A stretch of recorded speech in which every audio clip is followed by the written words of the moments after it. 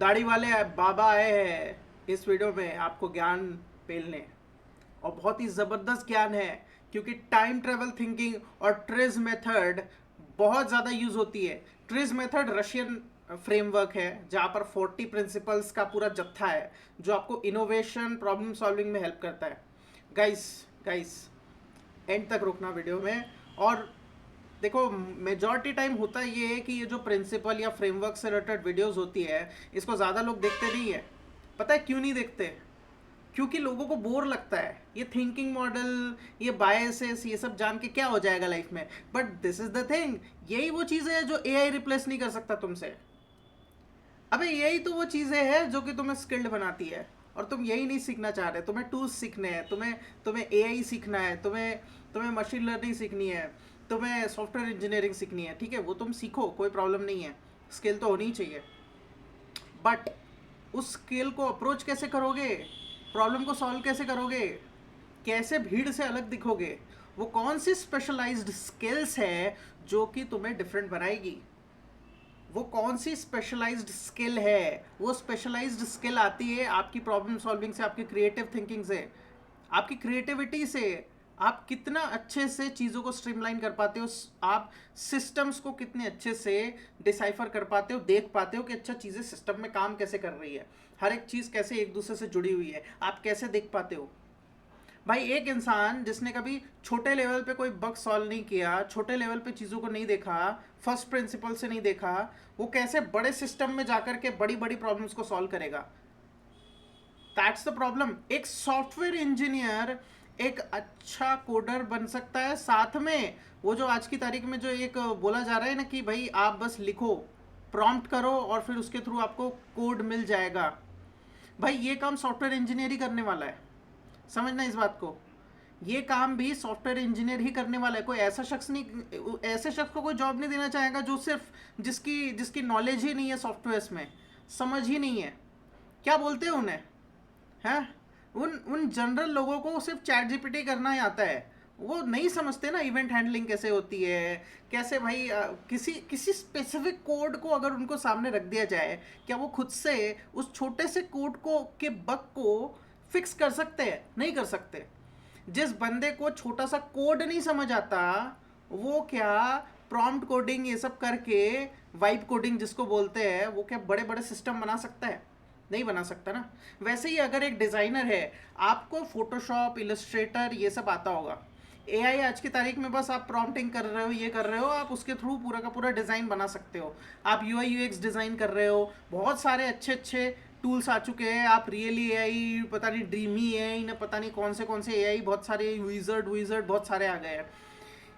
Figma में तक AI आ गया है। अब आप सीधे प्रॉम्प्टिंग करते हो, सीधे सीधे वो आपको कोई भी बटन वटन एलिमेंट एलिमेंट सब दे देता है, कंपोनेंट्स बना के दे देता है वो प्रॉपर। बट सवाल ये है मेरे दोस्तों, सवाल ये है कि क्या डिज़ाइनर का मतलब ये होता है कि आपको टूल्स आता है? इट्स लाइक कि तुम अपने आप को बोल रहे हो कि तुम थॉर हो, ठीक है, तुमने वो एवेंजर्स नहीं, रेग्नारॉक, तुमने रेग्नारॉक मूवी देखी है। उसमें थॉर जो है वो अपनी बहन हेला को हरा नहीं पा रहा होता है, और उसको ड्रीम आता है, विजन आता है, पता नहीं, लेकिन वो अपने पापा से जाके मिलता है, और उसके पापा को बोलते हैं कि मैं जो हूँ ना उतना ताकतवर नहीं हूँ, हेला को मैं नहीं हरा सकता, ठीक है, क्योंकि मेरे पास हथौड़ा नहीं है। वो हथौड़ा यार, हथौड़ा मेरे पास भी नहीं है अभी, हथौड़ा नहीं है ये, ठीक है, ये गॉड ऑफ थंडर वाला हथौड़ा नहीं है। तो उसके जो पापा है ओडिन, वो उसको क्या बोलते हैं? वो उसको बोलते हैं, are you the god of hammer? Are you the god of hammer? नहीं ना, you are the god of thunder. तो ये बात है। अरे भैया, ये तो टूल्स है, हथौड़ा तो टूल्स है, ये पेन भी एक टूल है, इसके थ्रू तो मैं पेन से लिखूंगा। एज अ राइटर या एज अ टीचर मैं बोर्ड पे लिख सकता हूँ। ये पीछे बोर्ड दिख रहा है, ये देखो मैंने ड्राइंग बनाई है यहाँ पे, हाँ, मैं इस पेन से लिख सकता हूँ। बट इसको बनाने से पहले जो भी अप्रोच आया होगा, जो भी थिंकिंग लगी होगी, वो तो यहाँ है ना, वो तो यहाँ है ना। वो वो कहाँ से आया है? वो तो मेरी अपनी पैदाइश है ना। That's the thing. तुम्हें ये चीज़ समझनी पड़ेगी कि तुम्हें यूनिक क्या बनाता है।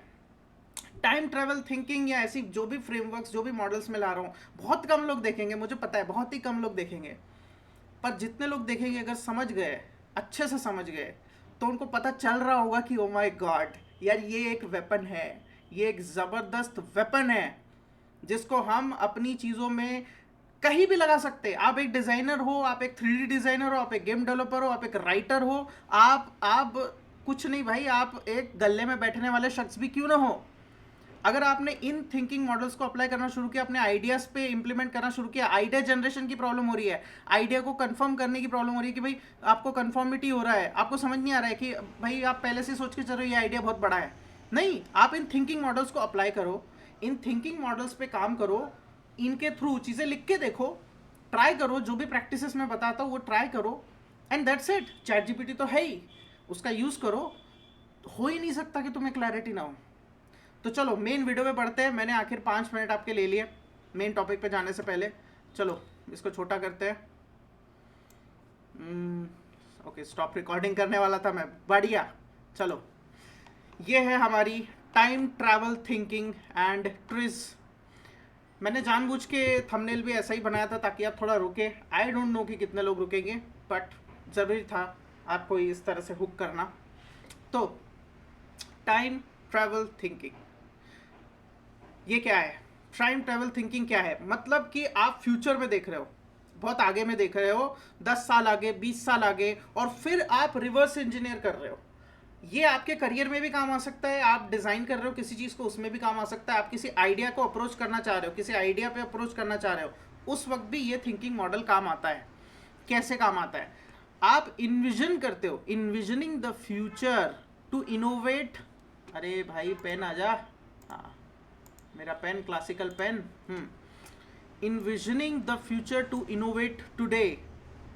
तुम इस तरह से अपने आप को देखते हो कि भाई मेरा फ्यूचर विजन क्या है, मैं कहाँ जाना चाह रहा हूँ, मैं इस प्रोडक्ट को, मैं इस सर्विस को कहाँ लेकर जाना चाह रहा हूँ, मैं क्या बनना चाहता हूँ, मेरे क्या आइडियाज़ है, मेरी क्या थिंकिंग है, मैं क्या बनना चाहता हूँ, मेरी मेरी वो डायरेक्शन क्या है। देखो कोई एक डायरेक्शन आपको पकड़नी होती है, वन डायरेक्शन, इधर वन प्रोडक्ट, इधर वन सर्विस। वो एक डायरेक्शन में आपको सोचना होता है कि आने वाले 10 साल में, मैक्स होता है कि 10 साल, इससे कम नहीं, 10 साल। अब आप बोलोगे यार मेरे पास 10 साल की थिंकिंग आएगी कहाँ से, मैं 10 साल आगे का सोच कैसे पाऊंगा, मेरे पास तो अंडरस्टैंडिंग ही नहीं है, वो समझ ही नहीं है, उसी के पे तो बात करने वाले हैं कि कैसे करोगे। टेंशन मत लो, आपका जो नॉलेज है वो डेफिनेटली सीमित है, लेकिन ऐसा नहीं है कि आप कर नहीं सकते, सोच सकते हो। ऐसे ही तो बहुत सारे लोगों ने सोचा है। चलो आगे देखते हैं। तो time travel thinking involve starting with a future vision, imagining what life will be like years ahead, then reverse engineering the present to create innovative solutions. AI and humanity।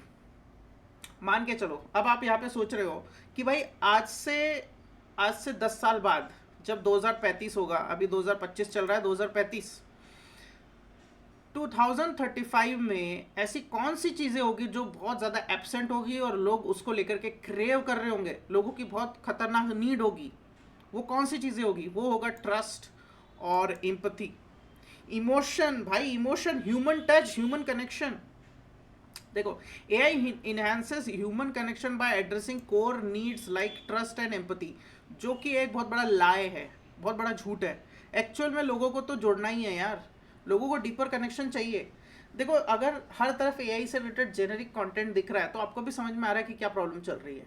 जब आपको डिज़ाइन करना होता है और आप जब मूड बोर्ड बनाना चाहते हो, आप अगर सिंपल गूगल पे जाके सर्च करते हो किसी भी तरह का कोई यूआई से रिलेटेड कुछ भी, कोई भी डिज़ाइन, कोई भी इलस्ट्रेशन, मेजॉरिटी टाइम आपके सामने एआई से रिलेटेड बनी हुई चीज़ें आती है। अब जब आपके सामने एक एआई से रिलेटेड बनी हुई चीज़ आ रही है, भाई क्या होने वाला है? मतलब वही जेनेरिक कंटेंट, वही बना बनाया जेनेरिक सा कुछ भी। एआई जो है वो जो एक प्रॉब्लम क्रिएट कर रहा है वो है सब कुछ जेनेरिक है, सब कुछ सिमिलर लग रहा है। अब कोई मतलब ऐसा समझ में नहीं आ रहा है कि भाई यहाँ पे यूनिक कैसे दिखे, समझ रहे हो? क्योंकि हर एक चीज़ वो बना के दे रहा है। घिबली आर्ट, हर कोई घिबली आर्ट ही बना रहा है भाई। एआई सब एआई। अभी देखो ये भी मैंने बना दिया, ये एआई से बना हुआ है, देखो कितना ज़बरदस्त लग रहा है। बिल्कुल इसमें बहुत सारी खामियां होगी, उतना परफेक्ट नहीं होगा, लेकिन बढ़िया बनाया है। एक इंसान इसे बनाने ज़्यादा टाइम लगता, लेकिन यही समझना ज़रूरी है। जब ये सारी चीज़ें हो रही होगी, जब एआई इस लेवल पे काम कर रहा होगा, तो वो कौन सी चीज़ें जो लैक कर रही होगी आने वाले समय में? Human touch, human connection, right? तो अब जब आपने ऐसा सोचा कि अच्छा एआई एंड ह्यूमैनिटी, मैं ऐसे कौन से प्रोडक्ट्स बना सकता हूँ जो कि ह्यूमन कनेक्शन को जोड़े, ह्यूमन से ह्यूमन को कनेक्ट करे? क्या मैं कोई कम्युनिटी स्टैब्लिश कर सकता हूँ? क्या मैं ऐसे सिस्टम स्टैब्लिश कर सकता हूँ जहाँ पे लोग एक दूसरे से जुड़े रहे? नॉट लाइक कि अच्छा ठीक है फेसबुक और ये सब, नहीं नहीं नहीं, मैसेजिंग थोड़ी ना।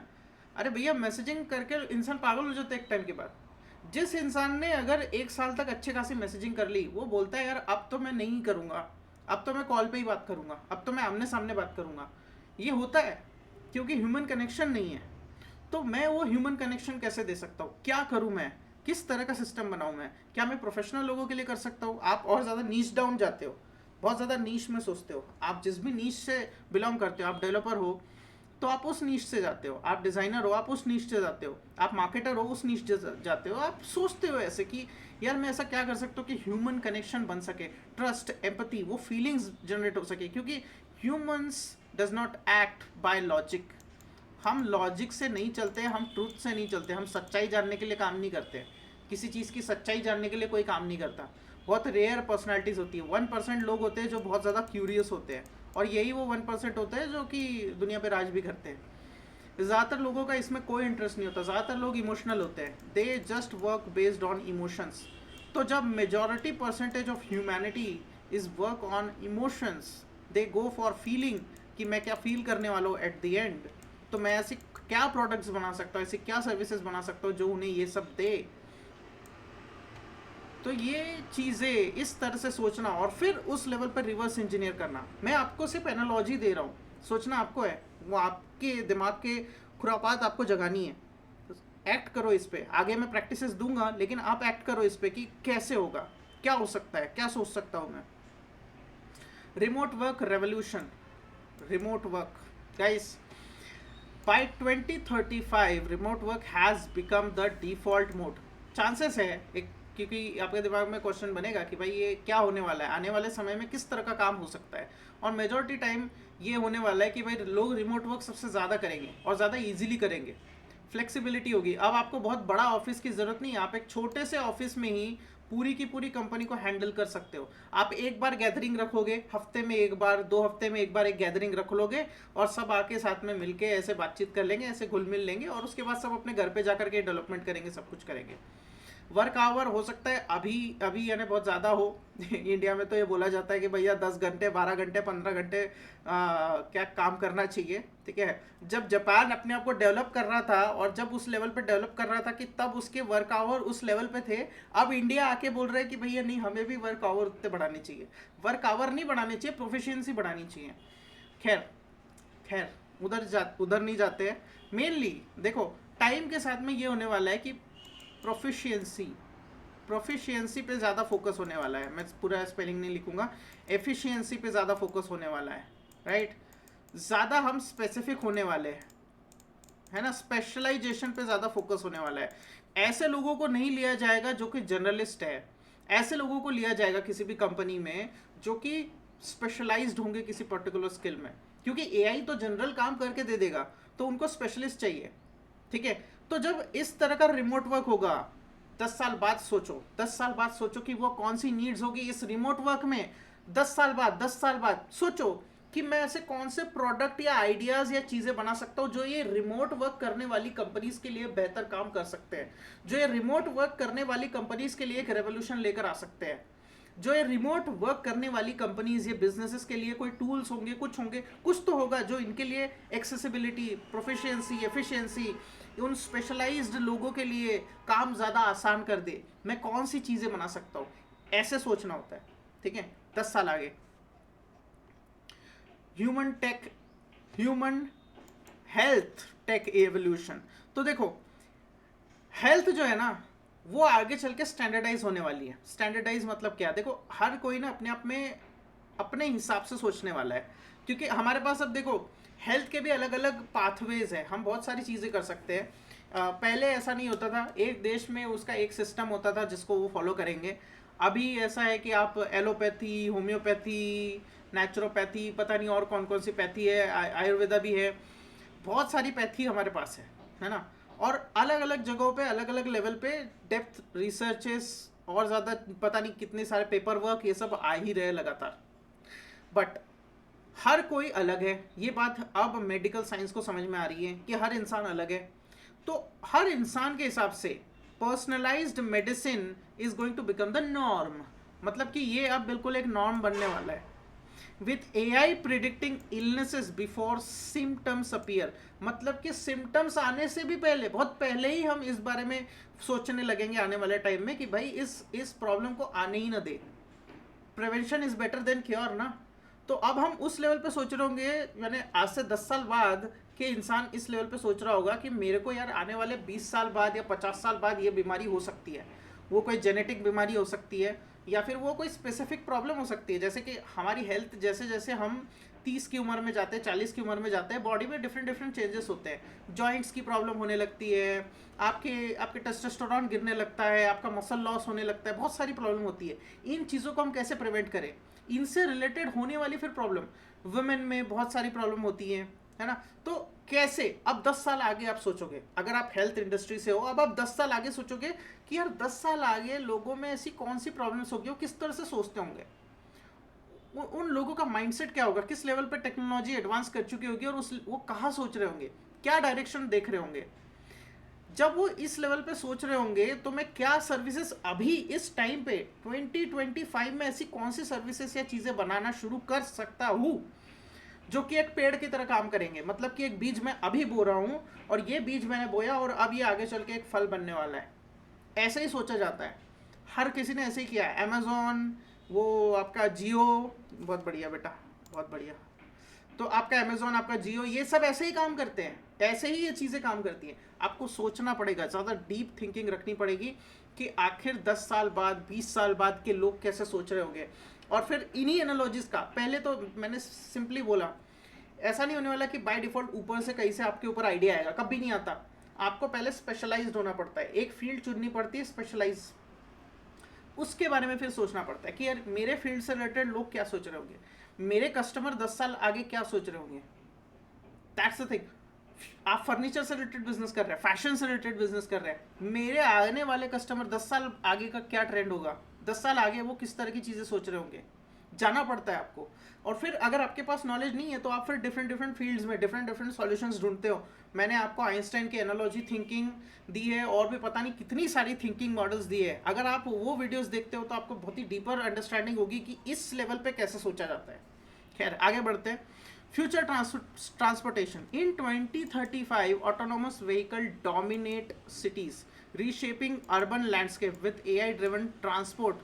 Cities adapt to prioritize pedestrian access and green spaces. अब देखो एक सिंपल सी बात है, ये हमें समझ में आ रहा है कि जो भी मेन सिटीज होगी ना, इट डजेंट मैटर। अभी आपको लग रहा है इंडिया में भी ये चीज़ हो रही है, हर देश में ये चीज़ होने वाली है, ये तो पक्का है कि जितनी भी मेन सिटीज़ है उनके रोड बहुत ज़्यादा बड़े होंगे। मतलब आसपास जितनी भी आपको जो छोटे मोटे शॉप दिख जाती है या जो अतिक्रमण करके बैठे हुए हैं, ये सारी जगह गवर्नमेंट अपने हाथ में लेगी और बिल्कुल बड़े बड़े रोड बनवाएगी। ठीक है। अब ये बड़े बड़े रोड बनवाने के बाद इनमें बहुत सारी चीज़ें होगी, जैसे पेडेस्ट्रियन के लिए यानी लोग जो पैदल चलते हैं उनके लिए अलग होगा, जो साइकिल से जा रहे होंगे उनके लिए अलग होगा, बाकायदा पेड़ पौधे ये सब भी होगा उसमें, क्योंकि भाई वहाँ पे ही सबसे ज़्यादा पॉल्यूशन भी हो सकता है, राइट, धूल मिट्टी ये सब भी हो सकता है, तो उस हिसाब से भी बनाया जाएगा। साथ में ट्रांसपोर्ट हो सकता है एआई ड्रिवन हो, पूरी तरह से एआई ड्रिवन, मतलब कि वहाँ पर ये सारे कैमरास लगे होंगे। अभी आप देख रहे हो ये सिटी बिल्कुल थोड़ी एडवांस टाइप की सिटी दिख रही है, तो कैमरास लगे होंगे, वो हर तरह से कैप्चर कर रहे होंगे सबको कि कौन भाई कोई फालतू गतिविधि तो नहीं कर रहा है कोई, है ना। अरे यार तुम यार ये क्या मजाक है यार, व्हाट्सएप यार बार बार क्यों भेज रहा है भाई, समझाने दे। ओके व्हाट्सएप को भी चुल मच रही है कि भाई मेरे को मत भूलना, 10 साल बाद मेरा क्या हो रहा होगा। व्हाट्सएप के बारे में भी सोचो गाइस, व्हाट्सएप बार बार मुझे नोटिफिकेशन भेज रहा है, मतलब व्हाट्सएप चाहता है कि 10 साल बाद मैं भी रेलेवेंट रहूँ, मैं मतलब व्हाट्सएप भी रेलेवेंट रहे।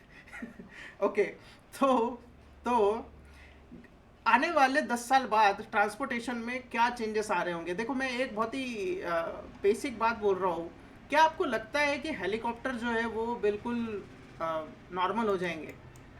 क्या आने वाले समय में एयर ट्रैवल बिल्कुल नॉर्मल चीज़ होगी? क्या आपको लगता है ऐसा? मेरा आपसे क्वेश्चन है, कमेंट में लिखो। अगर अभी भी आप इस वीडियो में हो तो मतलब यार कुछ ज़बरदस्त लेवल के बंदे हो तुम, क्योंकि मैं कोई आपको विजुअल नहीं दे रहा हूँ अच्छे ढंग के, बिल्कुल वो हाई क्लास लोगों की तरह मैं कोई ऐसे विजुअल नहीं दे रहा हूँ। ऐसा एक सिंपल सा सिस्टम बना के तुम्हारे सामने एक प्रेजेंटेशन लेकर आ रहा हूँ, और अभी भी अगर तुम टिके हो और अभी भी तुम देख रहे हो इस वीडियो को, मतलब कुछ तो है भाई, तुम्हारा दिमाग अलग तरह से सोचता है, ये तो पक्का है। तो ये बताओ मुझे, क्या तुम्हें लगता है? और ऐसे नहीं अपने अजम्पशन मत फेंकना, थोड़ा सोचना, 2 मिनट सोचना। हम अक्सर रिएक्टिव हो गए, आज के ज़माने में हम रिएक्टिव हो गए। जैसे कोई चीज़ दिखती है, जैसी कोई अपनी बात बोलता है, एकदम से कोई शॉर्ट आ गई वीडियो, कोई कोई छोटे छोटे कंटेंट आ गए, कुछ भी आ गया, एकदम से हम रिएक्ट करते हैं। रिएक्ट करने से बचो, अपने आप को पॉज दो, 2 मिनट का 3 मिनट का पॉज दो, क्योंकि भाई मोबाइल तो तुम्हारा अपना है ना, वो तो कंटेंट तो कहीं नहीं जा रहा, वो तो अभी तुम्हारे हाथ में है। तो बजाय इसके कि एकदम से तुमने लाइक किया या डिसलाइक किया या एकदम से कमेंट मारा, सामने वाले का मजाक उड़ाया, 2 मिनट सोचो, 2 मिनट रुको, पॉज करो कि क्या ये मेरा एक्ट सच में यहाँ पर रेलेवेंट है। जब आप इस आदत को डालोगे तो ये आपको हर जगह काम आएगा, आइडिएशन में भी, सक्सेस में भी, इवन बात करते टाइम भी। तो मेरा आपसे सवाल है, क्या एयर ट्रैवल नॉर्मल होने वाला है? बिकॉज चाइना में ऐसे छोटे छोटे हेलीकॉप्टर्स बन रहे हैं गाइस, जो कि एक इंसान या 2 इंसान को लेकर जा सकते हैं। वो रिमोट कंट्रोल हो गए, पूरी तरह से बन गए हैं प्रॉपरली। ठीक है, तो चाइना तो भैया उस लेवल पे सोच रहा है, कर रहा है। तो आपको वैसे 10 साल आगे का सोचना पड़ता है, जैसे स्पेसएक्स ने भी किया है। स्पेसएक्स ने क्या किया है, जो इलॉन मस्क की कंपनी है, स्पेसएक्स ने क्या किया है, उन्होंने यही सोचा कि भाई आने वाले ज़माने में फास्ट ट्रैवल होगा और हमें एफिशिएंसी चाहिए होगी, इवन हम तो प्लानिटरी लेवल की ट्रैवल करेंगे। सोचो मतलब इलॉन मस्क कितना आगे का सोच रहा है।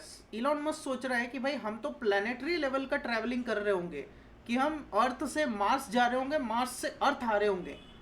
उस लेवल का सोच रहा है वो बंदा, जो कि 50 साल आगे की चीज़ है, आराम से 50 साल आगे, इवन 100 साल आगे की चीज़ है, पर वो उतना आगे का सोच रहा है। ऐसे ही सोचते हैं बिलियनियर्स गाइस। बिलियनियर्स 50 साल 100 साल आगे का सोचते हैं, वो इस चीज़ की परवाह नहीं करते। मैं तो बुढ़ा हो जाऊंगा, मैं तो 80 साल का बुढ़ा हो जाऊंगा, फिर मैं क्या करूंगा, मैं कहाँ से सोच पाऊंगा। अबे कुछ नहीं, वैसा नहीं सोचते ये लोग। ये बुढ़े भी हो जाए तो भी इनमें वो रहती है, वो आग रहती है। तुम्हारे पॉलिटिशियंस को देख लो, है वो आग मिट रही है। वो बड़े बड़े बिलियनियर्स को देख लो जो अभी देश देश को संभाल रहे हैं, क्या वो ऐसा सोचते हैं? नहीं सोचते, उनमें वो आग रहती है हमेशा। क्यों? क्योंकि वो उतना आगे का सोच रहे हैं। वो सोचते रहते हैं कि भाई मैं 10 साल का काम 1 साल में कैसे करूँ। इलॉन मस्क बोलते हैं ना कि भाई अगर तुम कोई चीज़ 1 महीने की सोच के चल रहे हो तो उसको 1 हफ्ते में लेकर आओ, 1 हफ्ते की चीज़ को 1 दिन में लेकर आओ, 1 दिन की चीज़ को 1 घंटे में लेकर आओ। अभी में सोचो, अभी में, प्रेजेंट टाइम में सोचो। तो इस लेवल पे ही आप इनोवेशन कर पाते हो गाइस। चलो आगे बढ़ते हैं। Understanding trees. भाई ट्रिज अपने आप में बहुत बड़ा टॉपिक है। अगर आपको वीडियो चाहिए होगी ट्रिज पे, क्योंकि ट्रिज जो है, अभी मैं बता देता हूँ, ट्रिज जो है एक रशियन इंजीनियरिंग फ्रेमवर्क है that offers 40 innovative principles to overcome contradiction in product design। तो प्रोडक्ट डिजाइनिंग या इनोवेशन, इन सब के लिए ट्रिज ने टोटल 40 फ्रेमवर्क्स दिए हैं। इसके अंदर बहुत सारे प्रिंसिपल्स हैं जिनको फॉलो करके आप अपने कॉन्ट्रडिक्शन को, मतलब जो भी प्रॉब्लम आती होगी आपके प्रोडक्ट डिज़ाइन के काम में, उसमें आपको ये बहुत ज़्यादा हेल्प करेगा। पता नहीं ये पट्टा क्या कर रहा है ये एआई में, पता नहीं ये कौन सा डिवाइस यूज़ कर रहा है, खैर। तो आपकी क्रिएटिव प्रॉब्लम सॉल्विंग के लिए बहुत ज़्यादा हेल्पफुल है। क्या है ये, कौन से है ये 40 प्रिंसिपल? ये मैंने इस प्रेजेंटेशन में नहीं डाले हैं, लेकिन मैं चाहूँ तो वीडियो बना सकता हूँ। आपको बस कमेंट करना है कि क्या आपको चाहिए कि नहीं चाहिए, अच्छे से बना सकता हूँ मैं इस पर। तो देखो ये होते हैं 40 प्रिंसिपल्स। भाई इनके तो नाम लेते लेते ही वीडियो ख़त्म हो जाएगा, ठीक है, पर आप देख सकते हो। चाहो तो मैं आपको ये पूरी पीडीएफ भी दे सकता हूँ, अभी ये पीडीएफ डाउनलोड करके मैं पीडीएफ भी दे सकता हूँ, या फिर आपको लिंक भेज सकता हूँ कि कहाँ से आप इन पीडीएफ को हासिल कर सकते हैं। तो इस लेवल पे होता है segmentation, taking out, local quality, asymmetry, merging, universality, nested doll, anti weight, ये सारी चीज़ें भाई मैकेनिकल इंजीनियर हो, कोई भी इंजीनियर हो, कोई भी डिज़ाइनर हो, सबके लेवल पे काम आती है सब चीज़ें। तो अगर आपको चाहिए तो मैं दे सकता हूँ, बहुत ज़्यादा डीप है ये। ओके, अभी हम आगे बढ़ते हैं। तो ट्रिज में क्या होता है, 40 इनोवेटिव प्रिंसिपल्स है। उसका पूरा जत्था है इसमें।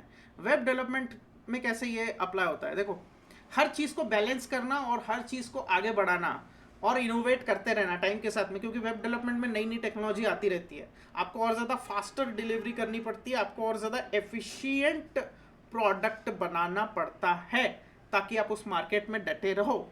तो in web development users often desire simplicity while needing powerful features, मतलब चीज़ें अच्छे से काम करनी चाहिए, स्ट्रीमलाइन होना चाहिए।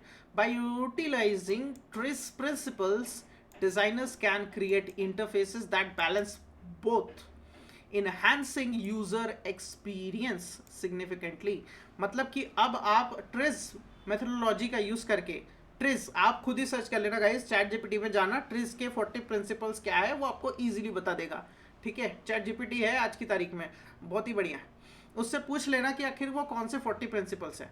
और जब आप पूछोगे तो अब आपको ना मोस्टली आपको जो दिखेगा कि रशिया में क्या है, मैकेनिकल इंजीनियर या आर्किटेक्चर इससे रिलेटेड ज़्यादा वो डीप में जाते हैं, तो आपको जो प्रिंसिपल्स दिखेंगे वो उससे रिलेटेड दिखेंगे। इवन जो यहाँ पे मेरे पास है ये इसमें भी उसी से रिलेटेड सबसे ज़्यादा है मटेरियल। तो आप चाहो तो अपने हिसाब से पूछ सकते हो, अपने फील्ड के हिसाब से पूछ सकते हो। यहाँ पर वेब डेवलपमेंट का एक छोटा सा एग्जाम्पल दिया कि भाई वेब डेवलपमेंट में जब आप बैलेंसिंग कर रहे हो तो आप कैसे सोच रहे हो, आप जब उस प्रोडक्ट को डिज़ाइन कर रहे हो कैसे सोच रहे हो। जैसे यहाँ पर अगर हम जाते हैं, ठीक है, ठीक है, जैसे कि फीडबैक ही ले लो, सिंपल फीडबैक ही ले लो। Introduce feedback to improve a process और एक्शन, ऑटोमेटिक वॉल्यूम कंट्रोल और इन ऑडियो सर्किट। देखो मैंने बोला ना कि ये पूरा ये स्पेसिफिक है, ये स्पेशलाइज्ड है कि भाई कार्बोरेटर, ये देखो कार्बोरेटर बना रहे, ये बना रहे, वो बना रहे, क्योंकि उनका वैसा ही चलता है, वो उसी लेवल पे करते हैं। तो अब आप जब अपना कर रहे हो, जो भी बना रहे हो, कोई वेबसाइट बना रहे हो, कोई प्रोडक्ट बना रहे हो, आप अपने हिसाब से सोच रहे हो कि भाई मैं कैसे एक फीडबैक लूप तैयार कर सकता हूँ ताकि हर एक चीज़, हर एक प्रोसेस को मैं इंप्रूव करता जाऊँ। आपको काइजन पता होगा, काइजन जापानीज थिंकिंग मॉडल है ये, जिसमें आप 1% बेहतर करते हो चीज़ों को, कंटिन्यूस इंप्रूवमेंट जिसको बोला जाता है, काइजन। ठीक है, तो अब आप उसी लेवल पे सोचते हो कि मैं हर एक चीज़ में क्या फीडबैक लूप तैयार कर सकता हूँ। एआई के थ्रू ही कर दो।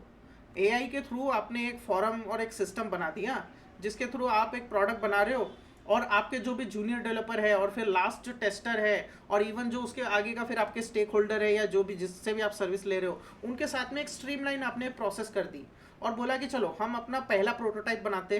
पहला प्रोटोटाइप बनाया, उसको फिर टेस्टर के पास में भेजा, सारी टेस्टिंग वेस्टिंग करी, उस प्रोटोटाइप को फट से हमारे जो एंड यूज़र है वहाँ तक पहुँचाया, एंड यूज़र ने फीडबैक दिया, फीडबैक उसने ऑनलाइन ही दे दिया, कोई कंप्यूटर का यूज़ कर रहा है, कोई मोबाइल का यूज़ कर रहा है, जो भी है, एडवर्टीजमेंट आपने दे दी कि भाई इसका आप फीडबैक दे सकते हो, बदले में आप इतना कमा सकते हो, जो भी है। और फिर वहाँ से आपने डेटा लिया, उस डेटा के बेस पे आपने फिर से स्ट्रीमलाइन कर दिया सारी चीज़ों को। क्या इस लेवल पे आप स्ट्रीमलाइन कर सकते हो फीडबैक को? ठीक है, तो इस तरह से सोचना। Foldable smartphone, the foldable smartphone revolutionise device functionality by merging portability with expansive screens. This innovation reflects our demand for compact yet powerful technology। मतलब क्या, इस लेवल पे आप सोचते हो, जब आप अपने आइडियाज़ पे भी अप्लाई कर रहे होते हो तो आप चीज़ों को या तो जोड़ते हो या तो तोड़ते हो। ठीक है, या तो जोड़ते हो या तो तोड़ते हो। अब आपने सोचा ऐसे कि यार आने वाले समय में लोग प्रोडक्ट का किस तरह से इस्तेमाल कर रहे होंगे, वो चाहते होंगे कि उनका प्रोडक्ट कहीं भी आ जाए, उनको उठाने, उस चीज़ को निकालने में कहीं कोई दिक्कत ना हो, वो अपने हाथ में कहीं रख सके वो, और वो चीज़ सारे फंक्शनैलिटी भी देती हो। तो फोल्डेबल फ़ोन भी उसका ही एक एग्जांपल है गाइस। आने वाले टाइम में बिल्कुल पेपर थिन फ़ोन आ सकते हैं, बिल्कुल ऐसे पेपर थिन फ़ोन, बिल्कुल ये ऐसे छोटे से बिल्कुल पतले से पेपर थिन फ़ोन जिसको फोल्ड किया जा सके, ऐसे ऐसे। तो अभी जो हमारे पास सैमसंग का ही जो फोल्ड मॉडल आया है वो इसी तरह की चीज़ को दिखा रहा है कि भाई बस अभी जो सैमसंग का जो मॉडल है वो थोड़ा मोटा है, शायद इतना मोटा है, आई डोंट नो कि कितना मोटा है, बट आई थिंक इतना ही आसपास मोटा है। और इसके अलावा भी और भी मॉडल्स आए, चाइना के कुछ मोबाइल है जो कि इससे भी पतले हैं और वो फोल्ड होते हैं, फोल्डेबल है सारे। तो अगर वो इतने अच्छे मॉडल निकाल रहे हैं तो आने वाले टाइम में आपको ट्रांसपेरेंट मोबाइल भी मिलेंगे जो कि बिल्कुल पतले होंगे, जिसमें आप बस टच करोगे या फिर ऐसे हाथ का गेस्चर करोगे और वो पूरी की पूरी स्क्रीन आपके सामने आ जाएगी। और रुमाल जैसे होंगे भाई, हो सकता है आप रुमाल की तरह फोल्ड कर दो उनको और अपनी जेब में रख दो, इस लेवल के होंगे वो। इस लेवल के डिवाइसेस आने वाले टाइम में आने वाले, पक्का है ये। तो ये इनोवेशन कैसे हो पा रहा है? आप आप इन्हीं मेंटालिटी को लगा रहे हो। मैंने दोनों चीज़ों को क्यों सामने रखा है, देखो टाइम ट्रेवल थिंकिंग और ट्रिस्ट मेथोडोलॉजी साथ में काम करती है बहुत अच्छे से। आप 10 साल आगे 20 साल आगे सोच रहे हो कि लोग किस तरह से अपने प्रोडक्ट को अपने साथ में रख रहे होंगे, वो कैसे इंटरेक्शन कर रहे होंगे अपने प्रोडक्ट के साथ में, और वैसा सोच रहे हो आप। फ्यूचर कार्स आने वाले 10 साल आगे वो कार्स किस तरह की बन रही होगी, किस तरह से लोग बना रहे होंगे, किस तरह की चीज़ें लोग यूज़ करना चाह रहे होंगे। In 2035 autonomous vehicles revolutionises transportation, cities adapt. देखो अब सिटीज़ और रोड्स भी उसी हिसाब से बनेंगे। जब कार्स उस लेवल की आएगी, जब उस तरह की कारें या उस तरह की बसेस, इस तरह की चीज़ें जब दौड़ेगी, तो फिर भैया रोड भी वैसे ही बनाने पड़ेंगे। तो डेफिनेटली रोड वैसे बनेंगे। जब रोड वैसे बनेंगे तो और ज़्यादा इनोवेशन होगा इन्हीं कार्स में, इनमें, तो फिर ट्रांसपोर्टेशन बहुत ज़्यादा स्मूथ हो जाएगा। मतलब कि अब एक्सीडेंट के चांसेस बहुत कम होते जाएंगे। जो एक्सीडेंट है उसके भी चांसेस कम होंगे, साथ में सेफ्टी सिक्योरिटी इस पर भी ध्यान दिया जाएगा। तो अब यहाँ पे दिमाग यही लगता है कि आप ऐसा क्या बना सकते हो, आप ऐसा क्या इंट्रोड्यूस कर सकते हो जो कि इन चीज़ों को स्ट्रीमलाइन करे। आप ऐसी क्या सर्विसेज ला सकते हो, क्या कोई एआई ऐसा बना सकते हो जो कि इतनी रफ्तार में डिटेक्शन कर पाए चीज़ों का कि कोई चीज़ टकरा रही है, पास आ रही है, और फिर उससे पहले सेफ्टी मैकेनिज्म को कैसे बेहतर करना है, कैसे वो एक्टिवेट होगा, किस तरह से वो अंदर की यात्री को भी बचाएगा, साथ में कार को भी डैमेज होने से बचाएगा, कार भी कम से कम डैमेज ले। ऐसा कैसे हो सकता है? तो इस तरह से सोचना, यही है future thinking guys. Ecommerce automation, the future of e-commerce revolves around instant delivery and affordability। देखो फ्यूचर में तो भैया रोबोट ये सब चलाने वाले हैं, ये सिंपल सी बात है। आप इमेज में भी देख रहे हो, इंसान जो है, इंसान का काम बहुत कम हो जाने वाला है। तो जैसे मैंने ट्रांसपोर्टेशन की बात करी, ड्रोन्स आ जाएंगे, वो ड्रोन्स ही सामान को यहाँ से लेंगे, उठाएंगे, वहाँ से सीधे उड़ के लेकर चले जाएंगे।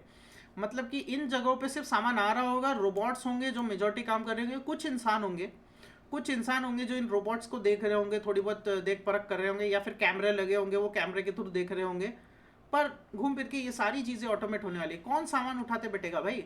वो कार लेकर आओ फिर उससे सामान उठाओ, नहीं, वो काम रोबोट खुद ही कर लेगा। उस रोबोट को उस लेवल पे ऑप्टिमाइज किया जाएगा, काम हो जाएगा।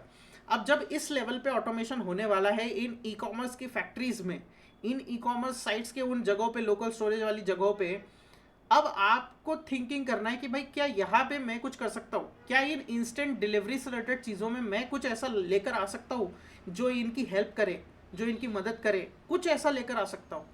Think. So analysis of time travel thinking and trees, future back clarity, future back thinking fosters long term clarity और लाइफ लॉन्ग। आप ना इस लेवल पे ही सोचते हो लाइफ लॉन्ग कि यार अगर मैंने इस मेंटालिटी को अपना बना लिया, तो आप लाइफ लॉन्ग ऐसे ही सोचोगे कि भाई मैं क्या कर सकता हूँ, और ये मैं क्या कर सकता हूँ बहुत पॉजिटिव होगा। पता है, ये ऐसा होगा कि यार मेरे पास तो आइडियाज़ की कोई कमी नहीं है, अब तो बस मुझे एक डायरेक्शन में इसको एग्जीक्यूट करना है। मैं क्या कर सकता हूँ, अगर मैंने ऐसा ऐसा करना है मैं क्या कर सकता हूँ, ये थिंकिंग होगी।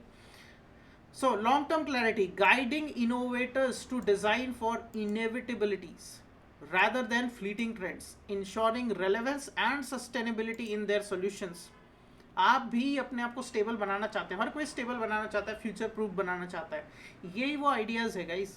Tris problem solving, TRIZ offers structured tools to navigate impossible trade offs, enabling designers to resolve conflict and contradictions efficiently, leading to breakthroughs in creativity and innovation।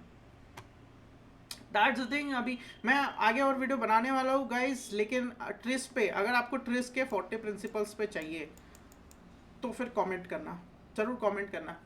Practical practice, shifting perspectives for innovation, future vision, जिसके बारे में मैंने बताया कि आप imagine करते हो आने वाले 10 साल बाद क्या होने वाला है, उस फील्ड में स्पेसिफिक रहना पड़ता है, ऐसे ही नहीं सोचना पड़ता हवा में, specific. Trees reflection, identify what blocks progress, आप सोचते हो कि कहाँ पर चीज़ें हिंडर करेगी, कॉन्ट्राडिक्शन कहाँ हो सकते हैं, उसको सॉल्व करने के लिए आप उन मेथोलॉजीज का यूज़ करते हो। और embrace the change, embrace the change, जो बदलाव आएगा वो मेरे लिए है, मैं कंटिन्यूसली इंप्रूव करने वाला हूँ, मैं रेडी हूँ अपने आप को बेहतर बनाने के लिए, मुझे कोई टेंशन नहीं है। एआई आए, रोबोट आए, भाई मैं फ्यूचर प्रूफ हूँ, ये वाली थिंकिंग तब आएगी जब आप इन चीज़ों को अप्लाई करना सीख लोगे। और यस अब आपको ये करना है गाइस, अब आपको करना है कि आप इस तरह से चीज़ों को अप्लाई करना शुरू करो। कॉन्ट्राडिक्शन लिस्ट बनाओ। वो कौन से कॉन्ट्राडिक्शंस पैदा होते हैं आपके फील्ड में, आपके कस्टमर्स के दिमाग में। प्रोडक्ट आइडियाज़ को इस तरह से तैयार करो कि 2035 में क्या हो रहा होगा। ट्रिस को अप्लाई करो। यही आप जाओ यहाँ पे 40 प्रिंसिपल्स है, 40 में से कोई भी एक अपने हिसाब से अप्लाई करके देखो। Implementation guide, user stories, identify contradiction और प्रोटोटाइप सॉल्यूशन। आप अपने हिसाब से प्रोटोटाइप ढूंढो, दूसरी केस स्टडीज ढूंढो। आप जाके क्या करो, एआई से जाके पूछो। एआई से जाके पूछो कि वो कौन से प्रोडक्ट्स है या सर्विसेज जहाँ पे ट्रिज मेथोडोलॉजी या तो अप्लाई हुई है इससे पहले, उसकी केस स्टडी बताओ। टाइम ट्रेवल थिंकिंग का अप्लाई हुई है, उसकी केस स्टडी बताओ। और फिर खुद से सोच के देखो कि उन्होंने कैसे सोचा होगा, क्या दिमाग लगाया होगा, कहाँ कहाँ इन्होंने अपनी थिंकिंग को अप्लाई किया होगा। यूजर स्टोरी, ये सब चीज़ें तो मैं बता चुका हूँ। तो इस तरह से ये वीडियो ख़त्म होता है। मैं चाह रहा था कि ये वीडियो ज़्यादा बड़ा ना हो, पर आपको बिल्कुल जैम पैक्ड इन्फॉर्मेशन मिल जाए, काम की इन्फॉर्मेशन मिल जाए, तो इसलिए ये वीडियो इस तरह से बनाया मैंने। तो गाइस मिलते हैं नेक्स्ट वीडियो में। चैनल को सब्सक्राइब करें। आने वाले समय में और भी तगड़े वीडियोस आने वाले हैं, इसी तरह से विजुअल्स भी मिलने वाले हैं। Keep it simple, build it bold. Bye.